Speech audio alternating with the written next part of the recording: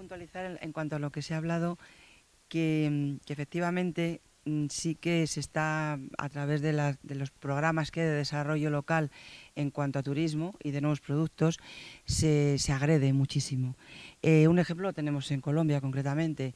Cuando yo conocí el eje cafetero, pues las haciendas del café tenían su lavabo cuando llegaban de campo la gente y tal, y cuando fueron consultores españoles para poner a desarrollar aquello, les decían que el lavabo a la entrada de la casa que lo quitaran, que quedaba muy feo para el turismo. Pero en aquel tiempo estaba el presidente de Corte Café y bueno, me estuvo comentando y le dije, ya veis toda la razón, ahí se quedaron.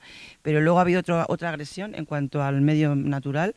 El Parque del Café, para mí, de Colombia, es uno de los ejemplos más importantes de la muestra de lo que es un país y de su cultivo principal, ¿no? O sea, yo me quedé impresionada. A mí me parece el parque temático más interesante. No digo que sea el mejor, el más interesante. Y hace poco dieron permiso para hacer, hace unos años, el hotel este de Cameron, los de todo, va todo.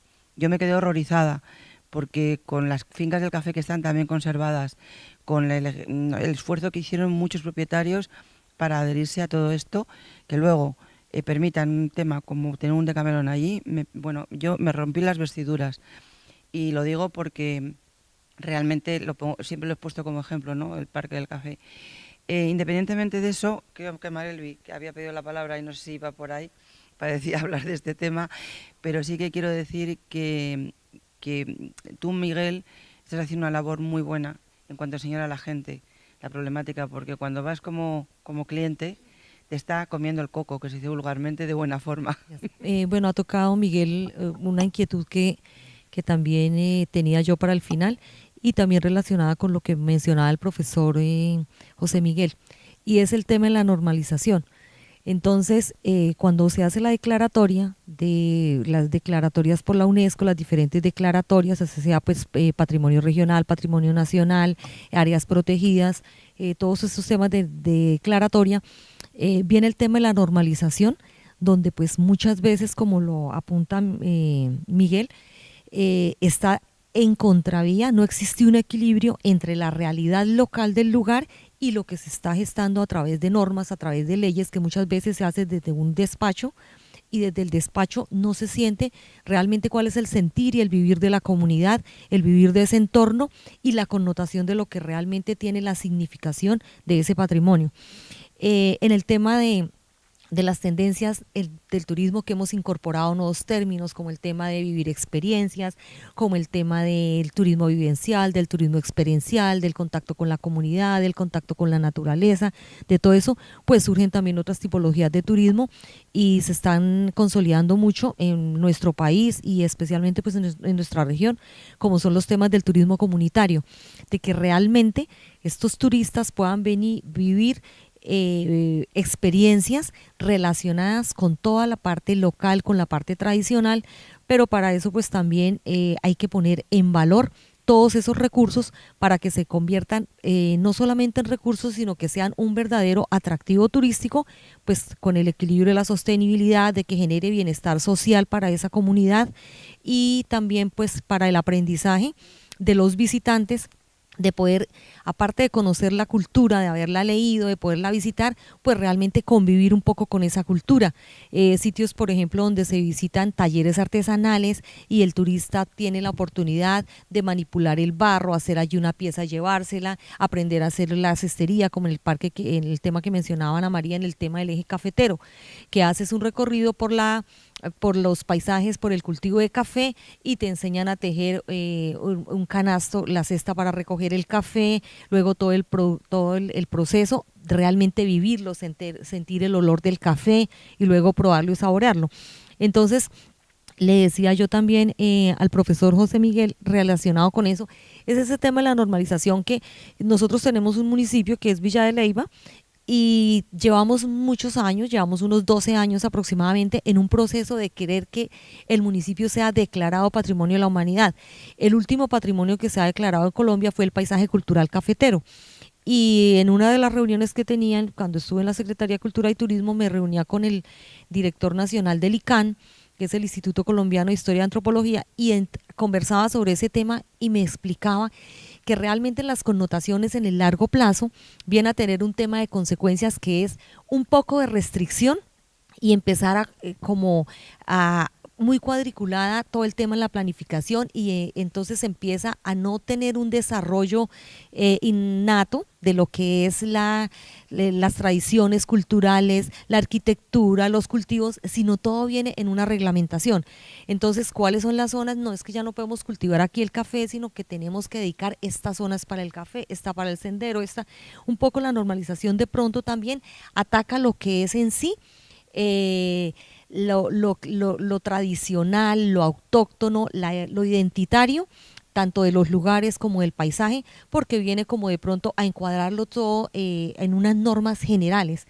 Entonces, de ahí pues que debe existir ese equilibrio de realmente tomar la realidad local de cada uno es diferente. Entonces, podemos planificar con modelos, casos de éxito que se han llevado en alguna parte, pero pues obviamente teniendo cuáles son las condiciones de esas comunidades, cuáles son las condiciones del lugar, cuál es la identidad propia, lo más autóctono y sobre todo pues la participación de la comunidad, que es la que está en contacto permanente con tanto con esos recursos naturales como con los del patrimonio natural o del patrimonio cultural, que son los que realmente conocen cuál ha sido su tradición, cuál ha sido su historia, y no pues empezar como todos en la época de tanto modernismo y llevar todo como a tener unos parámetros muy generalizados, de lo cual pues creo que se va perdiendo un poco la identidad.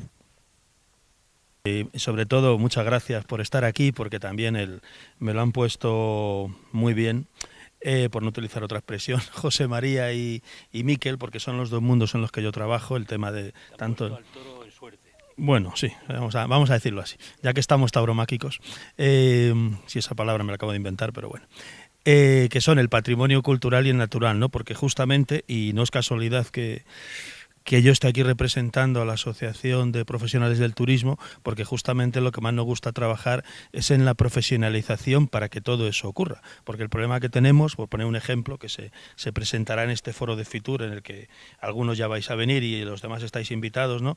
Vamos a tener, por ejemplo, a Teruel, que estamos trabajando con ellos en un proyecto de turismo responsable, porque el mayor problema es Camino de Santiago, Teruel, el eje cafetero, que acabamos de estar trabajando también, y dice, no, queremos recibir turistas.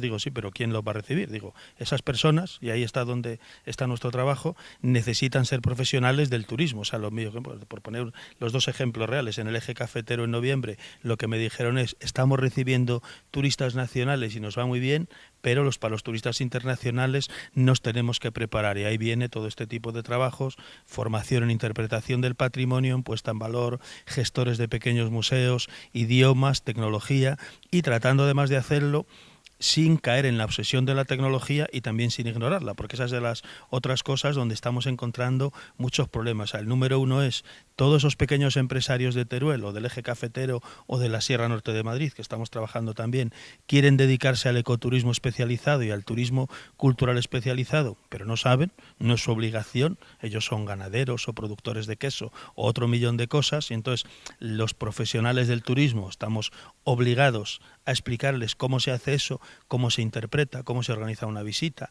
cómo se diseña un cartel, cómo se diseña un sendero, qué tipo de sendero para cada cliente. Eso que dicho así parece como muy sencillo, es un tremendo lío para el que nunca lo ha hecho, y muchos de aquí sabéis de eso perfectamente, pero luego está el otro problema, ayudarles a venderlo, segunda fase, porque luego nos vamos a un Fitur y al final quién manda allí y quién es el que pinta, a la gran industria, que está muy bien, pero hay muy poco espacio para las cosas pequeñitas, para lo especializado. Y luego la tercera pata, que es ¿qué hacemos con esa?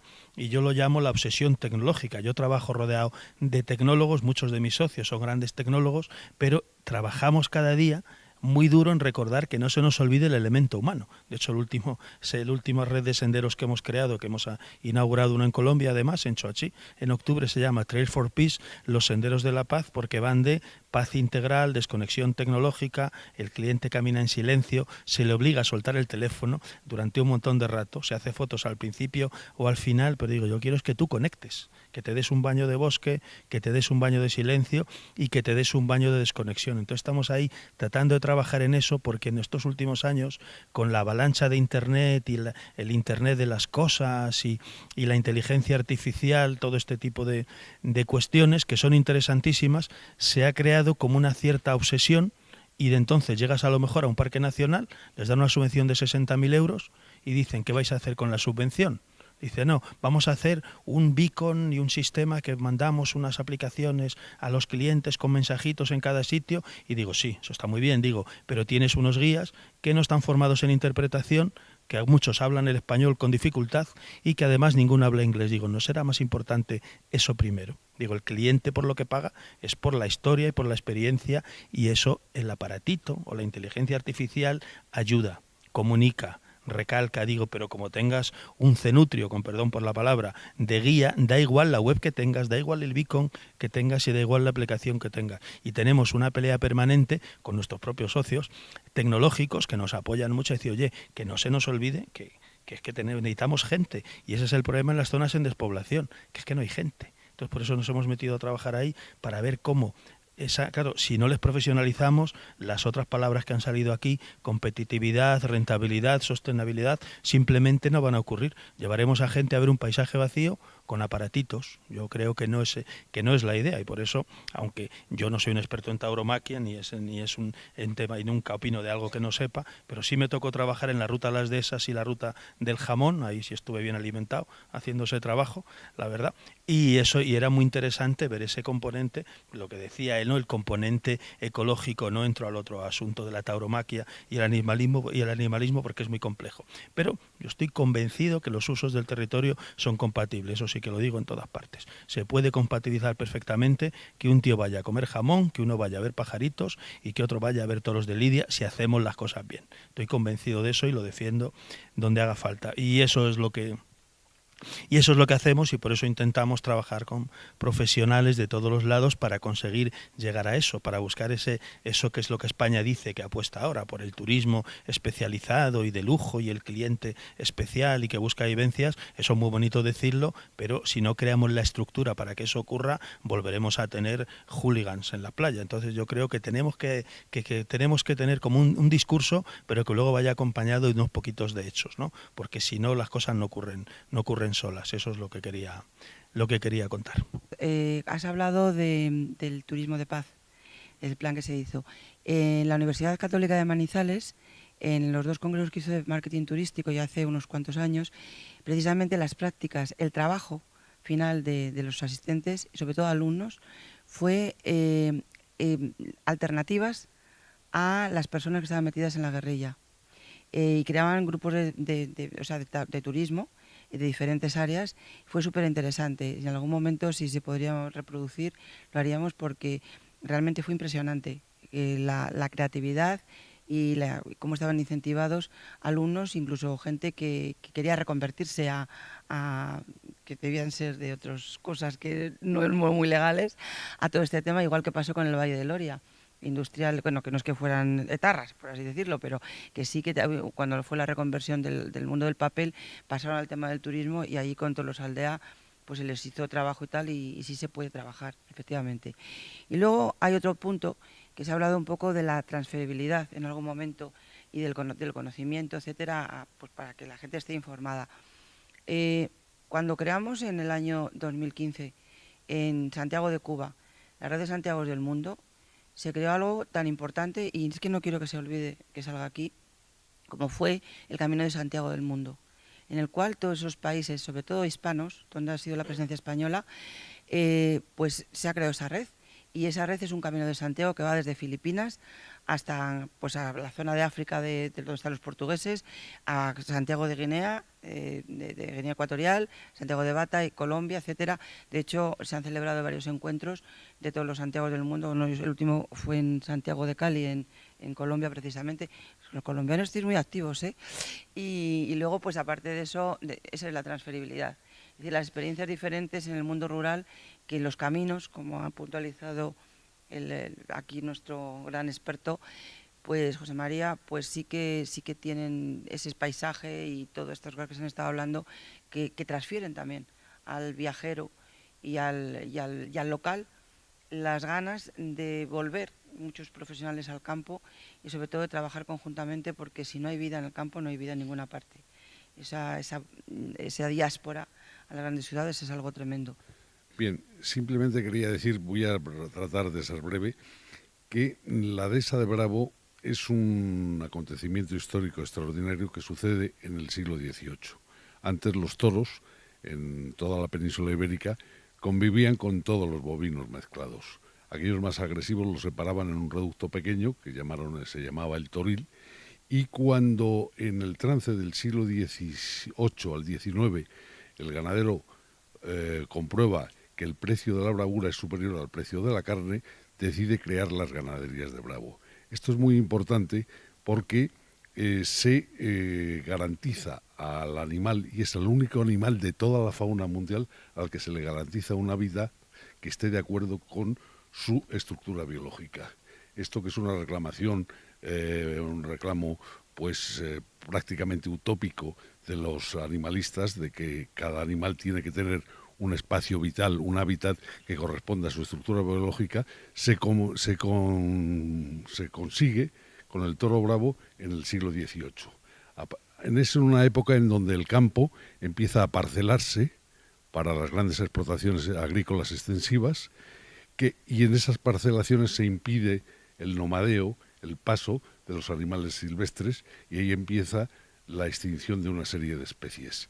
La especie toro de Lidia se mantiene gracias a esa dehesa. Una dehesa que, por ejemplo, con datos de hoy en día, hay datos muy elocuentes, como por ejemplo que por cada hectárea corresponde a 1,6 cabeza de animal. Es decir, es un espacio extensivo donde el animal tiene una libertad de movimientos que no tiene ningún otro ser vivo en la Tierra. Hay datos también muy interesantes, como que, por ejemplo, la esperanza de vida de un bovino de carne o de un bovino de leche del bovino de carne, pues es prácticamente un año, mientras que la naturaleza le permite al toro vivir de 15 a 20 años tranquilamente. En el toro de Lidia, pues las vacas de vientre viven 15, 17, 19 años, el toro semental vive más o menos la misma edad, y los toros, los machos que son para la lidia, pues tienen, los herales viven 2 años, los utreros 3 años, y el toro toro, el cuatreño o el cinqueño, pues de 4 o 5 años. Es decir, tiene una esperanza de vida muy superior al resto de los bovinos.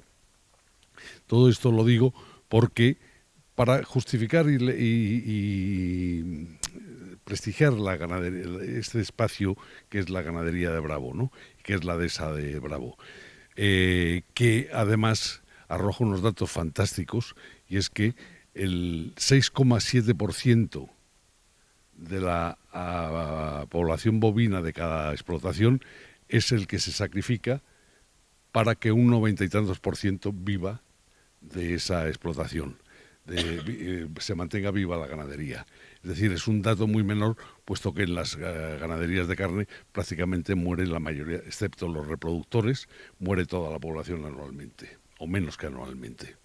Creo que estos son datos muy interesantes que hacen que la ganadería de Bravo sea un espacio con unas virtudes ecológicas absolutamente paradigmáticas.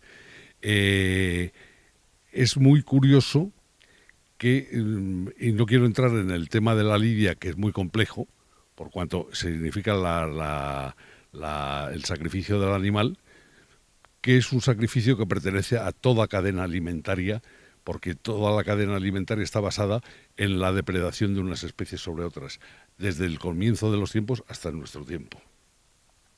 Pero, en la ganadería de Bravo, el torero es el depredador necesario para el mantenimiento del equilibrio demográfico de la ganadería y del equilibrio económico de la ganadería.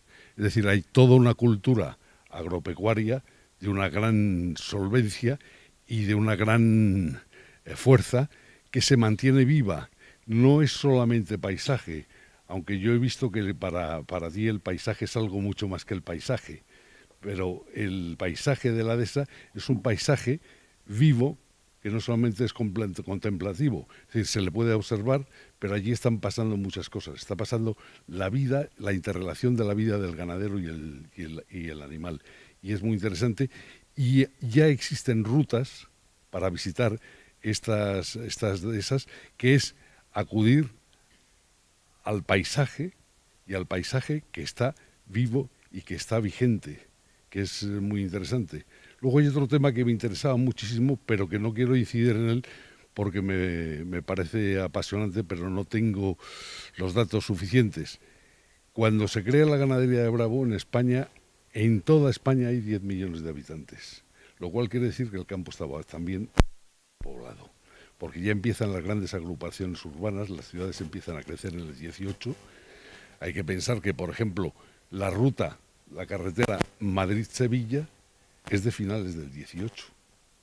Es decir, había, eso sí, lo que tú decías antes, cañadas de la Mesta, por las cuales no solamente iban los trashumantes y los animales, sino que iban las mismas personas que viajaban de un lugar para otro. Hoy en día el campo puede ser restaurado, no volver a una población inmensa como la que tuvo hace 70 o 80 años en España, pero sí a una pequeña población muy activa y muy rentable. Creo que puede ser sostenible si no pretendemos que el campo vuelva a llenarse poblacionalmente. El campo, por la evolución de la sociedad actual, pues tiende a ser unas zonas muy, muy despobladas. Pero eso no quiere decir que no sean despobladas, que sean además zonas muy despobladas, pero muy activas, muy sostenibles y muy rentables. Concretamente, de Marelvi y Miquel, habéis hablado de las normativas. El tema este es muy escabroso, evidentemente. La normativa tiene un principio positivo, en el sentido, por ejemplo, de los temas relacionados con la seguridad, con la sanidad. Pero es verdad que el intentar armonizar al 100% todo esto es imposible, básicamente imposible. Entonces, se está haciendo un esfuerzo. Si en España pensamos que antes había una legislación general y ahora hay 17 legislaciones sobre turismo, pues ya eso en principio suena a aberración. Tratar de normalizar y de identificar, no sé, una casona, un caserío, un castillo o una posada, lo que sea, es imposible. Es imposible. Pero hay cosas que hay que hacer. Entonces ahí es donde está la dificultad, ¿no? Como decía antes, me refería a temas de sanidad y a temas de seguridad. Hay un ejemplo que se me ocurre, no sé, Miquel, a lo mejor tú me puedes decir algo. Supongamos que en un caserío vasco no hay electricidad, como no lo había. ¿Tú crees que eso sería posible ahora mismo? Hacer esa experiencia, es decir, voy a visitar un caserío en el que me voy a encontrar con la situación real que había cuando se crearon. Yo personalmente he vivido en casas donde el agua estaba en un pozo, quiero decir, y evidentemente si se aplicara a esa casa la normativa vigente, en este caso eran las Baleares, de las Baleares, no podría ofrecerse como producto turístico. Otra cosa es que esa casa existe, pero ya no podría pasar el examen de la administración y por tanto la administración no subvencionaría, porque una parte del interés que tienen los propietarios de caseríos o de masías o las casas que sean es las ayudas, es decir, y entonces la administración te da la ayuda siempre y cuando cumplas la normativa que han sacado los técnicos que están en la capital de la autonomía competente, que hay 17 capitales para eso. Entonces, claro, yo quiero recibir los miles de euros que me van a dar para que pueda rehabilitar ese caserío o esa masía o lo que fuere, pero las normas me las ponen los de la capital. Ya. Es decir, que eso está claro, que ha habido, a cambio de dinero, ha habido también la aplicación de una normativa. Luego otra cosa es que tú tengas una casa ahí y que gente que te conoce vaya a esa casa y que no está dentro de ninguna regulación, ni aparece en ningún catálogo oficial, ni ha gozado de ninguna subvención pública. Pero esa casa está ahí. Y hay gente que está dispuesta a vivir una experiencia, como estamos hablando de que hoy en día en el turismo es vivencial, pues ¿por qué no voy a vivir una experiencia sin móviles, sin agua corriente, sin electricidad? ¿Por qué no? Pero eso la administración no lo premia ni lo permite en sus catálogos. Otra cosa es que tú tengas una casa por ahí y puedas hacer una... hoy en día está de moda, por ejemplo, los retiros de yoga. Bueno, pues yo puedo organizar un retiro de yoga con 20 personas e ir a una casa de este tipo. Ellos saben a dónde van, es decir, no las engañas. Pero evidentemente esa casa no aparece en ningún catálogo, ni está en Booking, ni no sé qué. Bueno, pues es lógico. Ese tipo de vivencias. Hombre, hoy en día están apareciendo muchos modelos alternativos de hotelería, que muchos de ellos yo creo que no están regulados. Es decir, que están apareciendo, por ejemplo, las casas en los árboles. Por ponerte un ejemplo de unas casas novedosas que ya hay en varios lugares. Ese tipo de casas creo que no sé si estrictamente, quizá tú lo sabes mejor que yo, tengan algún tipo de regulación. Vivir encima de un árbol, esto hoy en día se puede hacer en algunos lugares de España y en América creo que también, en otros lugares, en algunos países. Entonces, Costa Rica creo que es uno de los países y en Colombia también. Bueno, ese tipo de casas no tiene aquí una normativa, creo que no tiene una normativa específica. Por tanto, no reciben subvenciones, pero alguien se anima a ofrecer esa casa. Y en este caso, bueno, pues al menos, no sé, la administración puede que haga la vista gorda, porque la administración también tiene unos inspectores. Los inspectores quizá no trabajan como deberían de trabajar. Pensemos en la Q de calidad, vamos a ser más claros que el agua. Si yo no estoy metido en la Q de calidad, se supone, hablamos de España, no vamos a hablar de otros sitios, de otras certificaciones, vamos a hablar de nosotros, pero como estamos en casa, pues ¿para qué vamos a meter a otros? Si tú no tienes esa Q de calidad y pasas por esos baremos que te han dicho, ¿qué pasa? ¿Que tú eres malo? ¿Eres malo porque no tienes la Q? A lo mejor eres mejor, porque, y vosotros que sois de turismo rural, acordaos que una de las normas que te exigían era que tenían que fregar el suelo cuando saliesen de la casa rural y tal. Oye, no es lo mismo tener un suelo de madera de hace 300 años en cualquier caserío vasco, precisamente, nosotros sabemos, en Oñate y esa zona, o en Cantabria, y con una casa de Andalucía que tiene terrazo. Ya he dicho todo, creo que lo he dicho. Y ha habido mucho dinero para que la gente entrase en estos procesos de calidad, que yo, como experta en temas de calidad, y tener ese sello, para recertificarse, que luego mucha gente se ha dado cuenta de que no. Y que, ojo, si no te... ¿Qué pasa? Que ahora eres malo. Entonces ya, como eres malo, ya... Mira, yo estoy mucho que hablar. Y lo digo porque en este foro, vosotros sabéis, bueno, todos sabemos, porque estamos aquí, que por encima de ideologías y de intereses económicos trabajamos para la verdad y para la mejora.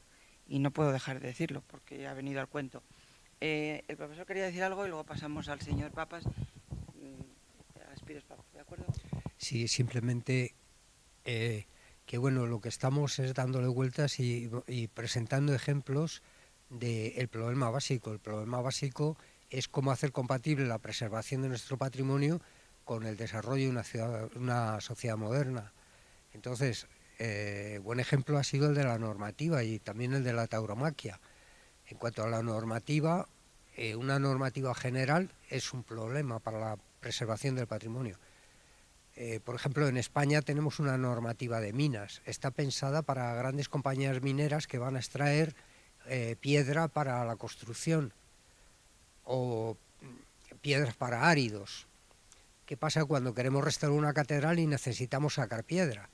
Entonces lo primero que va a venir la ley y te va a decir, bueno, muy bien, haga usted un aval de 10 millones de euros. Oiga, que esto yo quiero sacar 60 metros cúbicos. No hay normativa ahí. Lo de los caserías vascos, lo que has contado también de Colombia. El problema es ese, que las normativas tienen que ser muy específicas para los distintos sitios y se deben de adaptar al terreno y deben de participar en ellos la comunidad que se asienta allí, que es la que conoce realmente el problema, ¿no? En la restauración ocurre lo mismo. La ley de contratos del Estado se utiliza lo mismo para hacer autopistas que para sacar un concurso en la restauración de un monasterio. Las empresas que trabajan en restauración, tienen una asociación que se llama Arespa, se quejan constantemente de esto. Y es verdad, eso perjudica al patrimonio, porque tú tienes unos precios fijados, como cuando haces una autopista. En una autopista uno puede predecir perfectamente todas las cuestiones. Sabes lo que vale el metro cuadrado de autopista, el kilómetro de autopista, sabes todo eso. Cuando estás haciendo restauración, colocas los andamios y has llegado a una zona que estaba sucia, de pronto te pones a limpiar y hay una policromía debajo. Y no la puedes limpiar porque si la limpias al precio que has puesto tú en el proyecto y que te han aprobado, resulta que te la tienes que cargar, porque tienes que pasar el chorro de arena, por ejemplo, ¿no? Entonces, todo eso es un problema. La tauromaquia presenta el mismo problema. Hoy día la sensibilidad moderna nos está diciendo, se ha despertado la sensibilidad respecto al trato a los animales y todas estas cuestiones. Bien, pues, ¿cómo esta sensibilidad, cómo la hacemos compatible con la preservación de unas tradiciones culturales tan fuertes en nuestro país como es las relacionadas con la tauromaquia, ¿no? Y este es el problema constantemente, y es un problema en el cual no hay una solución única, a mi modo de ver, sino que hay que adaptarse a cada caso y operar con sentido común, y no el problema son las posturas extremas siempre, ¿no? De la persona que quiere preservar el animal a toda costa, no importa qué, o todo lo contrario y tal. Y ahí es la cuestión, es una cuestión básica que hay que resolver pues como un guante, adaptándose a la situación concreta en cada caso. Y esto es patrimonio cultural como en un producto turístico. Tenemos tres componentes en el patrimonio cultural. Es material, inmaterial y natural. Para mí, del punto de vista producto, patrimonio cultural, producto turístico, lo que importa es cómo los tres componentes del patrimonio cultural están atados. Ok. Por supuesto, el producto ideal es lo que tiene todos los tres componentes en el mismo, pero esto no es siempre posible. Por ejemplo, en un medio ambiente urbano no puedes hacer todos los tres componentes. Entonces, lo que quiero decir es que el más importante es cómo tienes un product mix, ¿cómo es? Producto mixto equilibrado en todos los tres, o dos de las tres componentes, para poder ofrecer un producto integrado turístico. Y esto hace la diferencia entre los productos buenos y ¿cómo se llama? Exitosos y los productos menos exitosos. ¿Okay? Esto es el más importante y esto es el trabajo de los profesionales del turismo. Okay. Bueno, yo quiero decir, para ir terminando esto, primero dar gracias al Centro Español de Nuevas Profesiones, que siempre se brinda a darnos este salón de actos y su escenario para todo lo que tiene que ver con el turismo y con la cultura. Y de volver a decir una vez más que fue la primera escuela de turismo que hubo en este país y de las primeras de Europa, ya por los años 50. Y bueno, pues así como esto lo van a ver en muchos sitios, que sepan que es no solamente pionero, sino que es como un corazón de lo que luego la propia administración se valió para hacer los estudios oficiales, y hay que decirlo. Les damos las gracias a Mercedes Carreño, que es la directora y bueno, copropietaria de este centro tan impresionante además. Y luego, pues, todos los que han estado aquí, todos los que hemos estado, que desde los distintos organizaciones, que en algunas estamos por dual, ¿no? Pues como la Asociación Española de Turismo o ASICADE, la Iberoamericana de Profesionales para la Calidad del Desarrollo, bueno, el propio foro, la Tauromaquias Asociadas, nos hemos unido precisamente para esto, para trabajar conjuntamente en algo que queremos, en algo que nos parece justo, y vamos dando la bienvenida cada vez a más gente, como ha sido a Pablo en este caso, los griegos ya estaban, bueno, y a José María, que siempre ha apoyado todo esto, ¿no? Y que realmente está dándonos mucho apoyo en la divulgación y en poder llevar a cabo desde ONGs que no tenemos tantos fondos estos trabajos. Muchas gracias.